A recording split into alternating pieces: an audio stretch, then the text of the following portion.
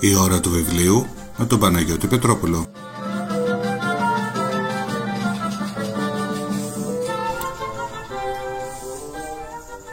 Σήμερα, πρώτη εκπομπή, θα σας παρουσιάσω ένα βιβλίο που αγάπησα πολύ.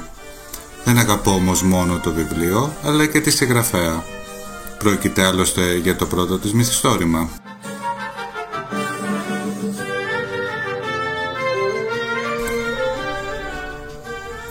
Και δεν είναι απλά ένα μυθιστόρημα, είναι ένα αστυνομικό μυθιστόρημα. Η συγγραφέας είναι η αγαπημένη Έλενα Ακρίτα και το βιβλίο της «Φόνος 5 αστέρων».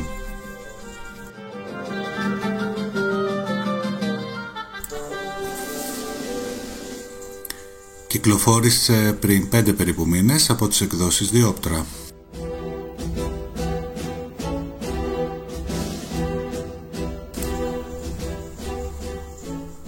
Αυτό που για μένα το κατατάσσει σε ένα από τα πολύ καλά αστυνομικά μυθιστορήματα είναι το γεγονός ότι με μια προσεκτική ανάγνωση όλα τα στοιχεία που οδηγούν στη λύση του μυστηρίου βρίσκονται από την αρχή, χωρίς να δημιουργείται στον αναγνώστη οποιαδήποτε αμφιβολία.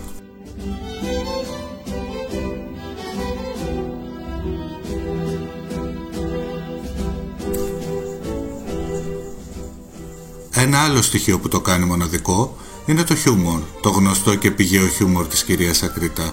Είναι τόσο κέρια τοποθετημένο που κάνει την ανάγνωση του βιβλίου ακόμα πιο ενδιαφέρουσα.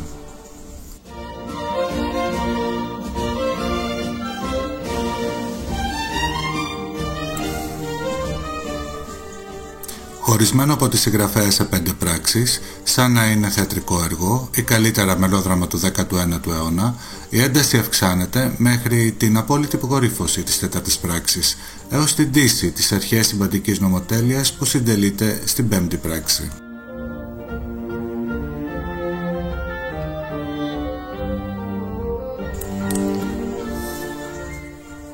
Στο οπιστόφυλλο του βιβλίου, η κυρία Ακρίτα γράφει: «Ουρλιάζουν πανευτυχή τα πρωτοσέλιδα. Ο φόνος πουλάει.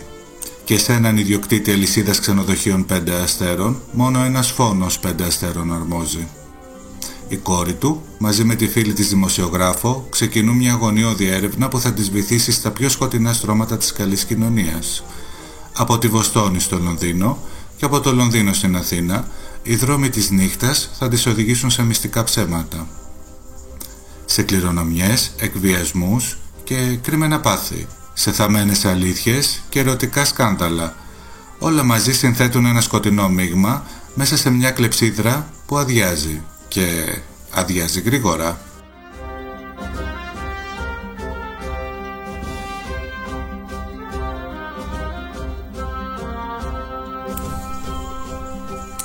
Γιατί στην πραγματικότητα απομένουν μόνο 24 ώρες μέχρι ο δολοφόνος να ξαναχτυπήσει.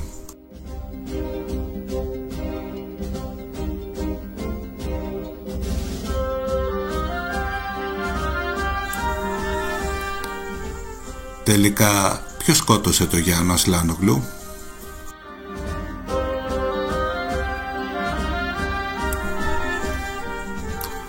Σας το προτείνω ανεπιφύλακτα να το αποκτήσετε και το μόνο σίγουρο είναι να το απολαύσετε, όπως το απόλαυσα κι εγώ.